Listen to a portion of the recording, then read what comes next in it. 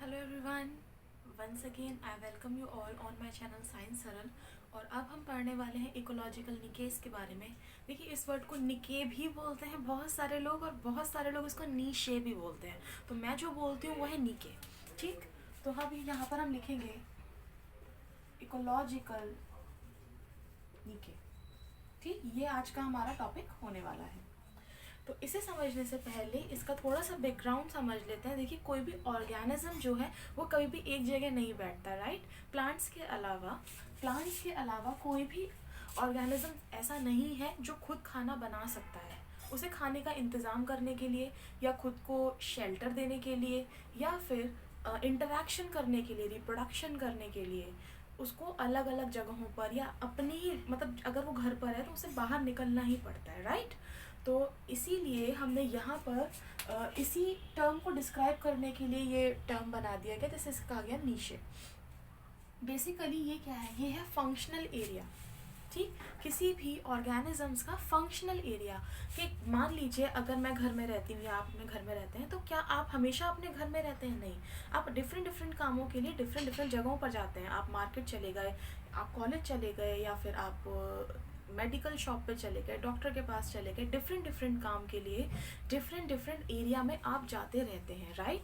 तो वो अब ऐसा तो नहीं है कि अगर आपको डॉक्टर के पास जाना है तो मोस्टली देखो मोस्टली लेके चलते हैं, बायो में कभी भी कुछ 100% नहीं होता, ठीक है। तो मोस्टली मान लीजिए 80% लोग जो हैं वो लोकल डॉक्टर के पास जाएंगे ना। अगर आपको खांसी जुकाम या कोई वैसी बीमारी है तो आप डॉक्टर के पास तो अपने टाउन में जाएंगे ना। ऐसा तो नहीं है कि आप एक कंट्री से दूसरे कंट्री जा रहे हैं, नहीं ना, ऐसा नहीं होता। बहुत कम केसेस में ऐसा होता है। तो अगेन, इकोलॉजिकल नीशे क्या है? एक फंक्शनल एरिया है, किसी भी ऑर्गेनिजम्स का फंक्शनल एरिया, उसी को इकोलॉजिकल नीचे कहा गया है। ठीक, ये दिया किसने था? तो इसको दिया गया था ग्रिनेल ने। ठीक है, ग्रिनेल ने प्रपोज किया था concept. Grinnell propose the concept of ecological niche. Basically it's a functional area. लिख लीजिए, it represents the functional area of an organism।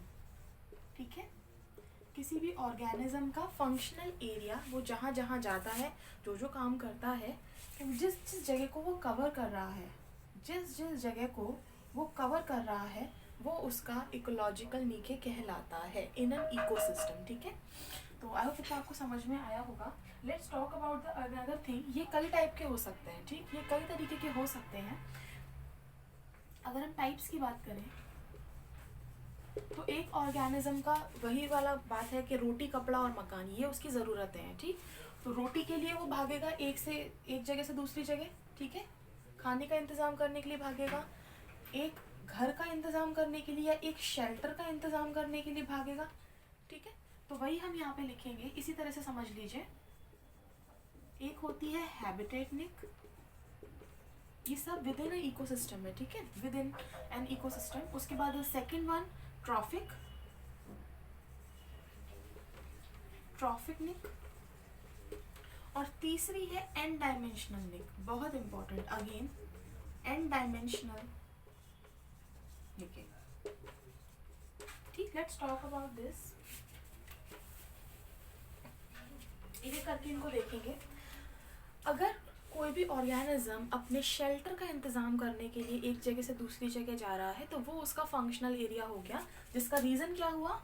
Habitat बनाने के लिए। ठीक, तो basically habitat niche is representation of the functional activity of an organism due to its habitat और the another reason. मान सकते हैं कि वो ट्रांसफ़र भी हो सकता है। मतलब एक पेड़ है, एक पेड़ पे कुछ चिड़िया रहा करती थी, ठीक है, और आसपास लगभग 10 किलोमीटर का एरिया वो कवर किया करती थी, ठीक है। बट अगर उस पेड़ को काटा जाए, उस पेड़ को काट दिया जाए, या उस पेड़ पे सारे फल खत्म हो गए, तो अब चिड़िया को क्या करना पड़ेगा? एक जगह से दूसरी जगह अपना जो शेल्टर है उसे शिफ्ट करना पड़ेगा, राइट। तो वो उसने क्या किया? उसने माइग्रेट किया, ठीक है, माइग्रेट किया उसने एक जगह से दूसरी जगह। तो बिल्कुल इसी को इसका फंक्शनल एरिया बोल दिया जाएगा। ठीक, तो हैबिटेट निक में क्या होता है? ऑर्गेनिज्म हमेशा अपने लिविंग प्लेस से या माइक्रो हैबिटेट से इधर उधर जाने की कोशिश करता है। So it describes the role of a species where in which the habitat is the superset of nick. तो यहाँ पर क्या है, habitat फैक्टर क्या है, habitat is the main factor, तो यहाँ लिखेंगे here habitat is the superset. अब इसको फैक्टर को यहाँ पर या रीजन को सुपरसेट बोला गया है, सुपरसेट ऑफ दिस निक, ठीक है। यहाँ पर habitat is the major factor. इसके बाद अगर हम इसकी बात करें ट्रॉफिक लेवल की, तो ट्रॉफिक लेवल में हमेशा खाने के इंतज़ाम के लिए कोई ऑर्गेनिज्म एक जगह से दूसरी जगह जाता है, या तो वापस लौट के आएगा घर, या फिर वो उसी जगह बस जाएगा, ठीक है। चिड़िया या तो उस पेड़ पे आएंगी, या फिर उस जिस पे फल खत्म हो गए थे, या तो उस पेड़ पे लौट के आएंगी खाना ढूंढ के, या फिर क्या करेंगी, वो किसी ऐसे पेड़ को अपना घर बना लेंगी जहाँ पर ऑलरेडी बहुत सारे फल लगे हुए हैं, राइट। तो ट्रॉफिक निक में क्या होता है, यहाँ पर जो सुपरसेट बनेगा, here food is the main reason और सुपरसेट, ठीक है। यहाँ पर क्या है, food is the main reason. Grinnell ने जो बात करी थी वो इसी निक के बारे में करी थी, तो इसको यानी ट्रॉफिक निक को हम ग्रिनेल निक भी बोलते हैं। क्या बोलते हैं, ग्रिनेल निक। मैं इसको यहाँ पे लिख रही हूँ, ग्रिनेल निक भी बोला जाता है ट्रॉफिक लेवल्स को, ठीक है।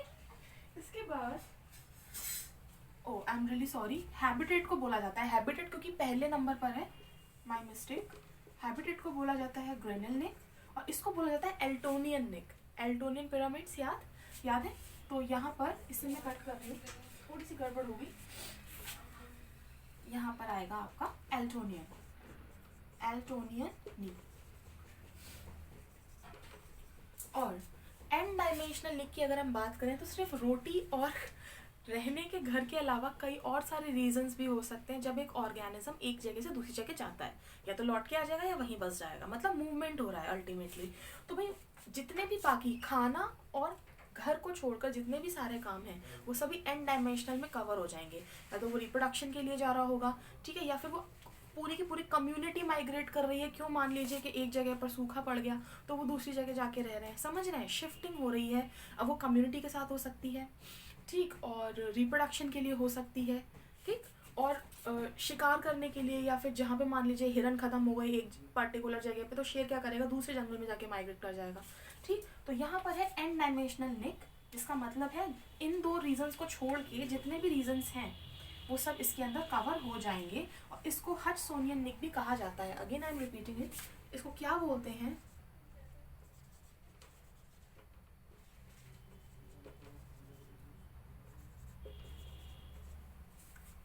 हचिनसोनियन निक, इसको ये भी बोला जाता है, ठीक। तो इसके बारे में बस इतना ही था। एन डायमेंशनल मतलब मल्टीपल फंक्शंस होंगे, यहाँ क्या होगा, multiple functions are performed by organism here, ठीक। तो ये सबसे ज़्यादा डाइवर्स है, कैसी होगी, मोस्ट डाइवर्स होगी, बहुत ज़्यादा मल्टीपल टास्क इसमें लगे रहेंगे। इनके कंपैरिजन में ये ज़्यादा वाइड होती है, it covers a really broad area. I hope आपको इतना समझ में आया होगा। अगर आपको इसके अलावा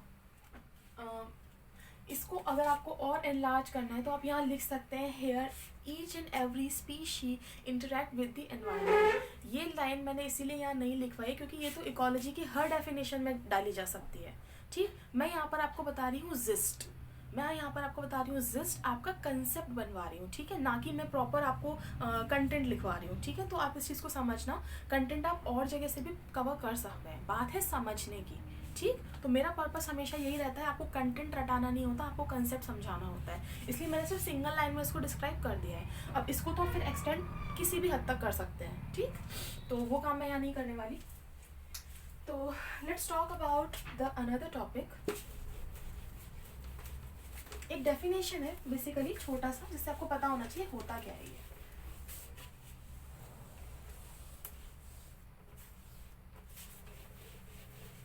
क्योंकि यहाँ पर हम कम्युनिटी की बात कर रहे हैं, इंटरेक्शन की बात कर रहे हैं, रिप्रोडक्शन की बात कर रहे हैं, तो एक टर्म है, इसे अलग से लिखिएगा, ठीक है, अलग से लिखिएगा इसको। ये है किन सिलेक्शन, किन सिलेक्शन, किन सिलेक्शन, KINSELECTION, किन सिलेक्शन। इसका मतलब क्या है, ठीक है। आपने सुना होगा किन स्पीशीज या किन सिलेक्शन ये जो वर्ड है यहाँ पर स्पीशीज क्या करती है, एडवांटेज देती है अपने जेनेटिकली रिलेटेड को। तो basically it's a phenomena where one species gives the advantage of their genetically related species. मैं यहाँ लिखवा रही हूँ इसको।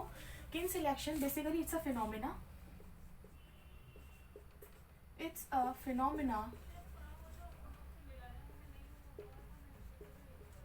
in which one species give advantages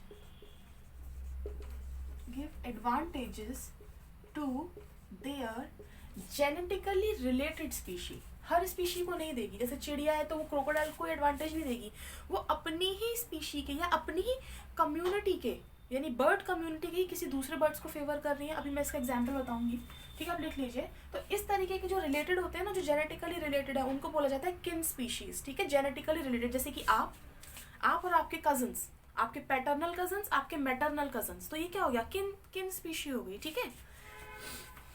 तो हाँ, कहाँ पे थे हम, it's a phenomena in which one species give advantage to their genetically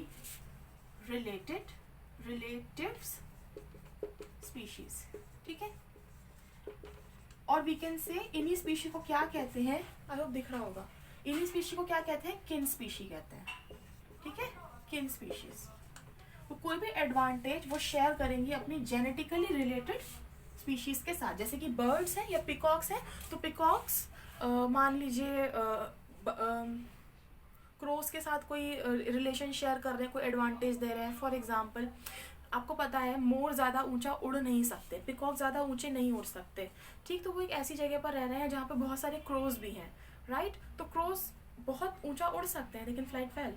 तो किसी पेड़ पे बहुत ऊंचा फल लगा हुआ है और क्रोज क्या करते हैं, उस फल को खाने के लिए उसका थोड़ा पीस खाते हैं और सीड्स वगैरह सब छोड़ देते हैं, जिसकी वजह से क्या होता है, वो फल नीचे गिर जाता है, पेड़ पे से अलग हो जाता है। और मोर क्योंकि ज़्यादा ऊंचा नहीं उड़ सकता, तो वो गिरा हुए फल को वो खा रहा है। आप समझ रहे हो, क्रो ने अपने काम चलाने के लिए तो उस फल को खाया ही, उसके अलावा उसने पिकॉक का भी फायदा करा दिया, ठीक है। तो इस तरीके की जब विद इन द स्पीशी कर रहे हैं हम, यानी बर्ड स्पीशी, एवीज की यहाँ बात हो रही है, तो बर्ड्स ने बर्ड्स को एडवांटेज दे दिया। तो इसी तरीके से किन स्पीशीज या किन सिलेक्शन काम करता है। हम इसको सिम्बायोसिस क्यों नहीं कह रहे, उसका रीज़न है भाई, सिम्बायोसिस में जो ऑर्गेनिजम्स हैं या जो स्पीशीज हैं वो बहुत डिफरेंट हो सकती हैं। जैसे कि मान लीजिए क्रो एंड बफेलो, समझ रहे हैं, एक मैमल है एक एवीज है, तो इतना डिफरेंस नहीं होता है यहाँ पर, समझ जाइएगा इस बात को। यहाँ एग्जाम्पल में लिखवा देती हूँ, जैसे कि हनी बी सबसे ज़्यादा क्या देखा है, देखो कॉलोनी मेकिंग या साथ में काम करना, या एक बहुत अच्छी कम्युनिटी का एग्जाम्पल है हनी बीज। उनमें होते हैं वर्कर, ड्रोन एंड क्वीन, और आंट्स, जिसके अंदर भी इसी तरीके से पार्टीशन होता है। हर एक इंडिविजुअल का काम वहाँ पर डिवाइड होता है। तो यहाँ पर एग्जाम्पल लिख लो, किन सिलेक्शन मोस्टली कौन परफॉर्म करते हैं, जो कॉलोनियल एनिमल्स हैं, जैसे कि हनी बी, ठीक है। हनी बी ये भी अपने रिलेटिव्स को एडवांटेज देगी। 3 टाइप होते हैं इसके अंदर, एक होती है क्वीन जो कि एक ही होती है, उसके बाद आते हैं ड्रोन्स और फिर आते हैं वर्कर्स।